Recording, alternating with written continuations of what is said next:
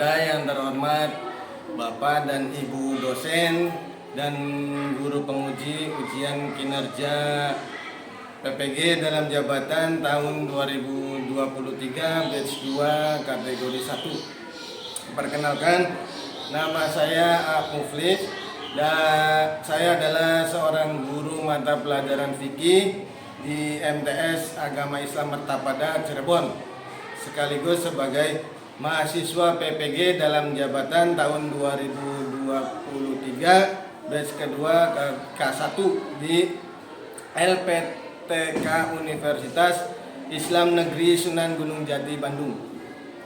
Pada hari ini Kamis tanggal 30 November tahun 2023, saya akan melaksanakan uji kinerja secara luring di madrasah saya MTS Agama Islam Mertapada Cirebon melalui video pembelajaran, yang mana video tersebut diajukan sebagai syarat uji kinerja sebagai bagian dari uji kompetensi mahasiswa PPG atau UKM PPG.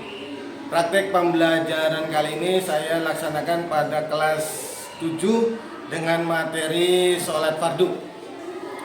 Berikut ini ujian kinerja saya. Selamat menyaksikan. Wassalamualaikum warahmatullahi wabarakatuh. Dengan materi yang kemarin kita akan membahas tentang kemarin, yaitu masih tentang materi sholat fardu ya. Masih ingat ya rukun-rukun dari sholat itu begini ya. Terus apalagi syarat ada dua, syarat wajib, syarat terus sunnah sholat sudah ya. Sekarang tinggal waktu-waktu dari sholat. Ada di sini.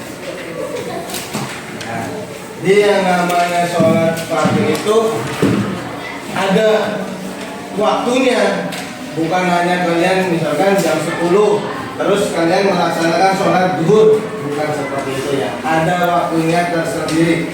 Nah, nanti kita akan bahas satu persatu tentang 5 sholat fardu itu, atau waktu dari 5 sholat fardu itu.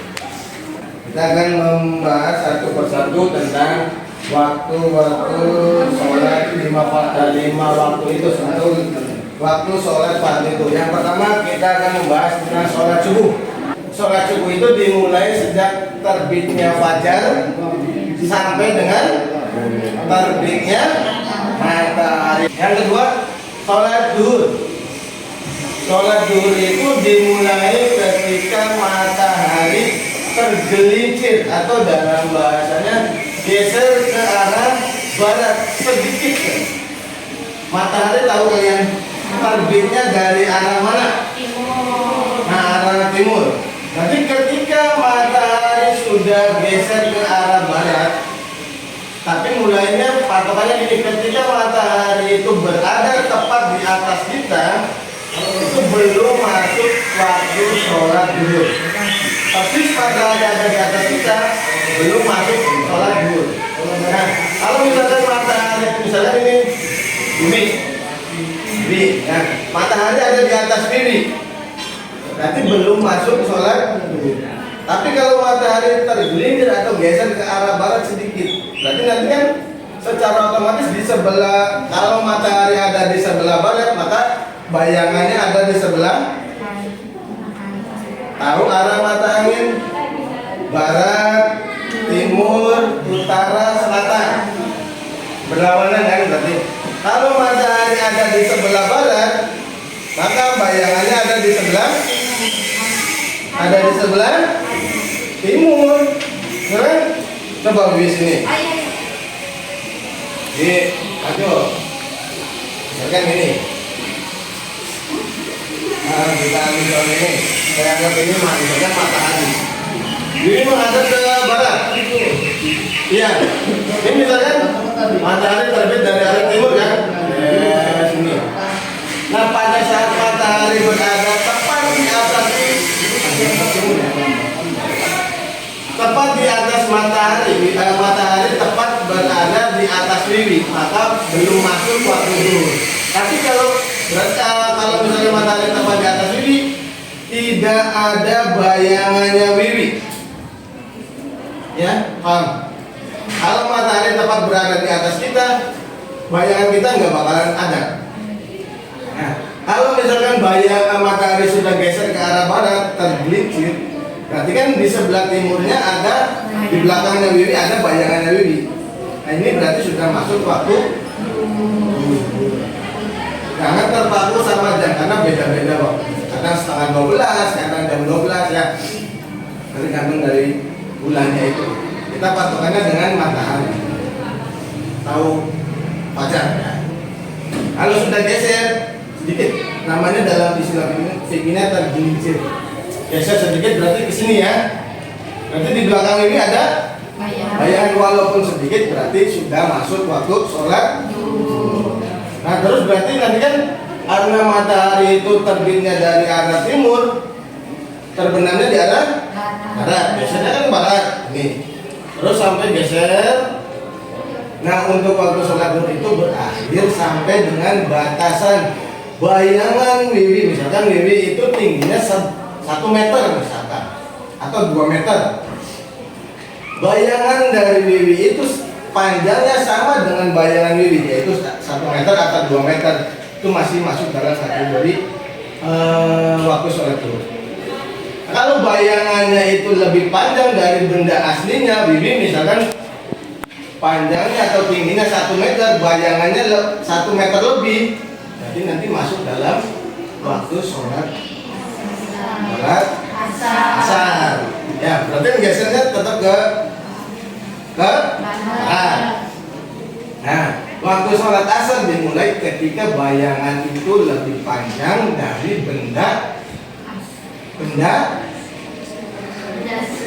aslinya. Misalkan ini contoh, misalkan benda atau orang, wiwi itu panjangnya 1 meter. Terus bayangannya kalau diukur lebih dari 1 meter. Kan berarti bayangan melebihi panjang dari benda aslinya. Berarti kalau sudah melebihi masuk dalam kategori sudah masuk waktu sholat asar. Nah sholat asar berakhir setelah terbenamnya matahari. Matahari sudah terbenam, nggak ada matahari terbenam berarti sudah habis waktu sholat asar. Berarti kalau sudah asar berarti masuk sholat maghrib. Nah, apa pegang ya, masuk sholat maghrib. Sholat maghrib dimulai dari terbenamnya matahari sampai nggak tahu.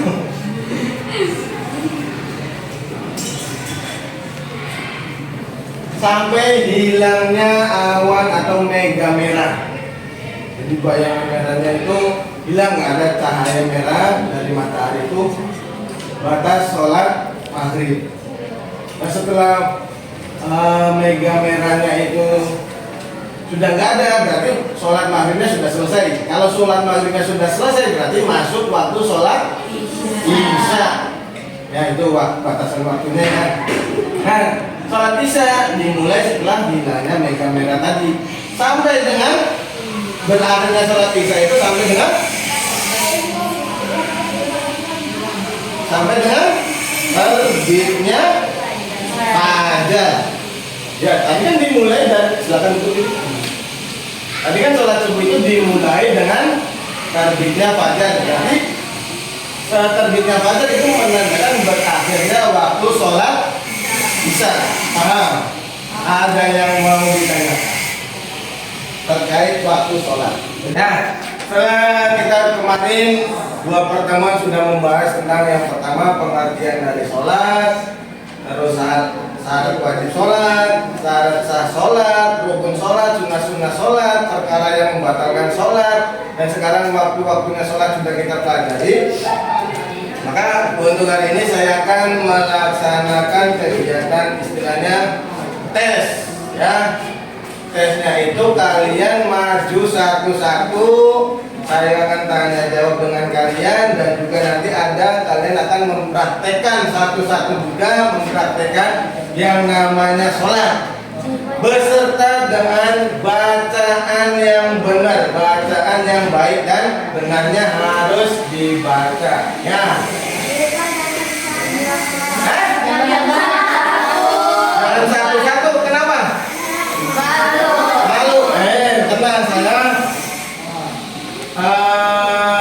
Nggak akan bikin kalian malu, tenang saja ya. Jadi apapun misalkan kalian jangan satu-satu ya nggak apa-apa. Misalkan kalian kebetulan misalkan kaliannya nggak bisa jawab ya, kita nggak apa-apa ya. Siap nggak satu-satu maju? Gimana? Dua-dua. Aduh gini, kesepakatan kita bagaimana? Satu-satu apa dua-dua majunya? Dua-dua? Iya. Oke, saya tapi maju ya? Iya. Maju ya dua-dua, nanti ada yang dua ini maju dua.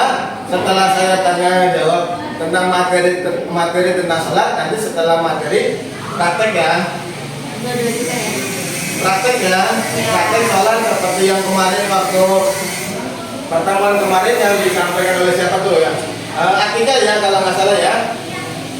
Mulai dari niat sholat dibaca, terus doa-doa bacaan baik itu yang wajib ataupun yang sunnah kalian baca semua sampai dengan salam. Oke? Oke? Aku ini nggak maju lagi dong. Kan tergantung maju semua lah kan, karena asesmennya atau ujiannya kan semuanya per kelas ya. Ya, kamu ini siap kan? Kita sepakat dua-dua. Oke, siap. Saya panggil sesuai dengan absennya.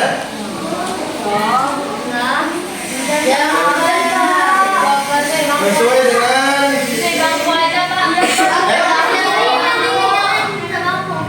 sesuai dengan bangku. Iya. Jangan. Ada nih lu. Sesuai, ada pilihan. Yang pertama sesuai absen, yang kedua sesuai bangku. Bangku. Ya. Oke. Yang penting hari ini ada penilaian terkait dengan materi tentang sholat fardu secara keseluruhan, mulai dari pengertian sampai materi hari ini yaitu tentang apa tadi itu? Waktu-waktu dari sholat 5 waktu itu ya. Bisa kan? Siap? Oke, yang pertama bangku depan dulu silakan. Lanjut sini. Siapa namanya? Siapa namanya? Sila Firda sama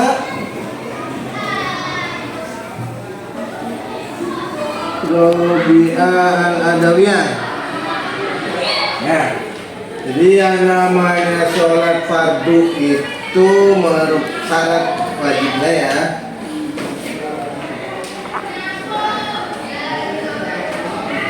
Syaratnya itu harus beragama sila harus beragama. Yang wajib sholat fardu itu orang yang beragama Islam. Berarti kalau orang non muslim, orang yang bukan Islam, wajib sholat fardu enggak? Wajib sholat enggak? Hah? Enggak? Oke. Robi'ah Al-Adawiyah, sebutkan salah satu sebutkan rukun sholat. 3 saja. 1, niat. Urut ya, salam terakhir. Niat. Berdiri bagi yang mampu. Takbiratul ihram. Oke, siap. Untuk bacaan sebutkan atau coba bacakan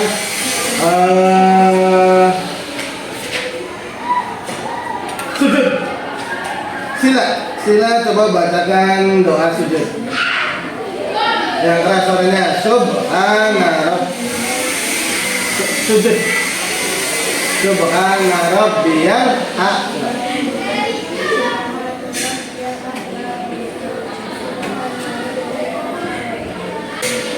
Nah, Kita praktek sholat. Coba praktekkan sholat maghrib.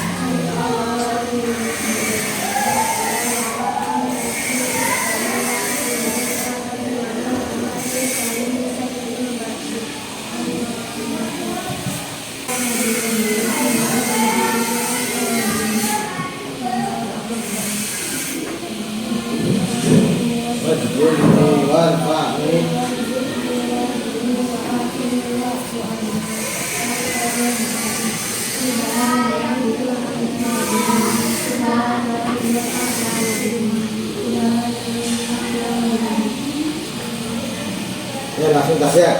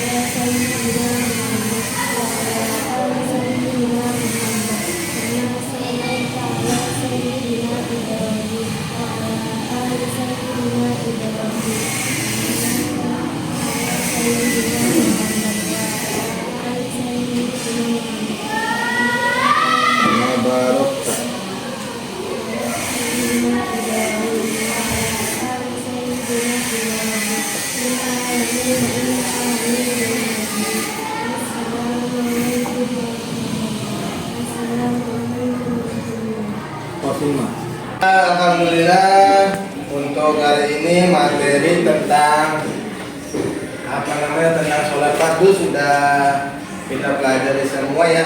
Mudah-mudahan setelah kita mempelajari tentang sholat fardu, sholat kita menjadi lebih khusyuk, lebih benar lagi, beserta kita dapat melaksanakan mulai dari rukun-rukun sholat dengan baik, melaksanakan sunnah-sunnah sholat dengan baik, dan sholat kita menjadi lebih baik lagi ya. Ya, terima kasih untuk pertemuan kali ini. Mari kita tutup dengan bacaan Al-Fatihah. Bismillahirrahmanirrahim. Alhamdulillahirabbil alamin. Arrahmanirrahim. Maliki yaumiddin. Iyyaka na'budu wa iyyaka nasta'in.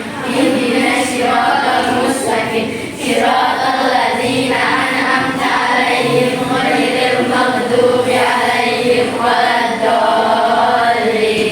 Rabbighfirli wa liwalidayya. Amin. Ya, terima kasih. Mari setelah kegiatan belajar ditutup dengan bacaan Fatihah tadi, mari kita bisa kembali ke rumah masing-masing. Awas jangan sampai ada yang ketinggalan, baik itu alat tulis, buku, apalagi uang ya. Kita siapkan, kita bereskan peralatan sekolah kita dengan baik. Hati-hati di jalan, sampai ketemu minggu depan ya. Assalamualaikum. Waalaikumsalam warahmatullahi wabarakatuh.